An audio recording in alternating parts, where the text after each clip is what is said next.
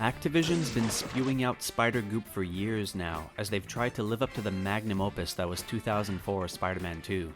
Does Insomniac Spider-Man game ascend to the heavenly heights of said masterpiece? Short answer, Yeah. Insomniac have injected some much-needed mojo into our favorite wall crawler, and given birth to the game we've been waiting for. This is the best Spider-Man game ever made. It's not perfect though. There were a few birth defects which I'll get into later. For now, let's jump into the gameplay. Web swinging in this game is the best it's ever been. Swinging through New York is downright mesmerizing. I easily whiled away 15 hours with the side quests and busy work due to the pure joy of traversing, which is saying a lot because my usual reaction to Assassin's Creed-like fetch quests is...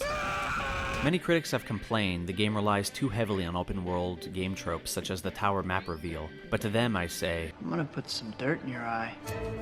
I love tower reveals, and there's nothing more satisfying than having a section of the map go from fuzzy to high resolution. Nice.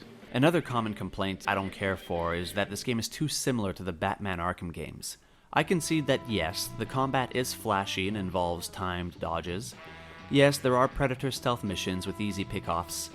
Yes, there's an LSD bad trip mission, but guess what? I don't care. It's fun and it works. When you're not dishing out spinal injuries, you're non-lethally blowing enemies off 100-story skyscrapers with an assortment of web attacks and unique suit powers. The suit powers are OP, and my favorite is the one where you spin like a helicopter while blowing your load on every goon around. Your new suits, gadgets, and combat skill upgrades are unlocked by completing activities, and every task is clearly laid out with a satisfying progress meter. Now let's get into the variety this gameplay has to offer. I like being bad. It makes me happy. So, someone at Insomniac thought, you know what would make the filet mignon that is web swinging and combat even more appetizing? A nice side dish of spider poop. The retarded elephant in the room I'm referring to is, of course, the Mary Jane and Miles stealth missions. You know, we need some pacing between these high-octane Peter Parkour action scenes. I got it. We'll make players whimpering sad sacks that cower in fear and shit themselves the moment they're spotted. Wait! While these missions do flesh out the story, it's undeniable that they're a monumental downgrade in fun. I'd rather play as J. Jonah Jameson. At least he had the right idea.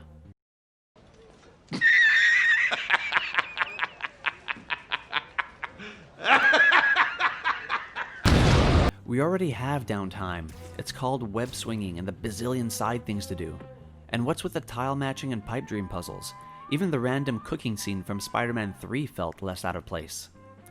But when all hope appeared to be lost, in comes the game's story to save the day. The storytelling in this game is so strong. Dare I say, better than the movies? We're 8 years into Spidey's career, and we get a complete villain showcase. I was initially disappointed to discover that Mr. Negative and, spoiler alert, Dr. Octopus are the main villains, but their outstanding performances changed my mind. I was actually more let down by the samey side villains. You could easily swap their personalities and not tell the bastards apart. Octavius steals the show with a slow burn origin story, as the game explores the mentor-pupil relationship between him and Peter.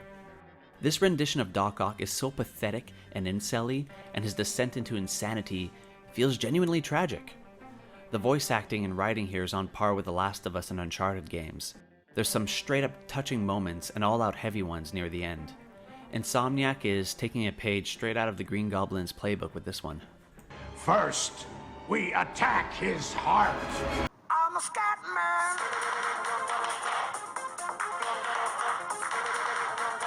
Despite all the filler, this is still the best Spider-Man game ever, and I'm giving it an 8 out of 10. The game's fun combat, spectacular story, and zen-inducing web swinging carry the game and make the boring stuff tolerable. I'm not sure how to end this review, so here's another Spider-Man meme.